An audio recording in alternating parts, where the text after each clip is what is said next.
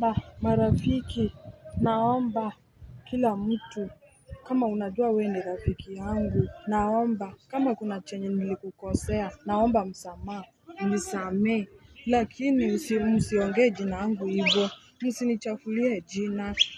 Mpaka mwenye alikuja kwenyu naye anakuongea ni kama yeye ndiye anajua maisha yako yote ama life yako yote.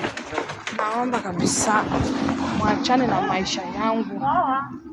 Kama mtu anaongelea jina langu akifikiria sijui mimi ndio nini, mwachane na maisha yangu kabisa. Tafadhali, tafadhali, tafadhalini. Mwache na life yangu. Hata kama nateseka, niteseke na maisha yangu, siteseki na maisha ya mtu. Nateseka peke yangu. Tafadhalini. Naomba tu.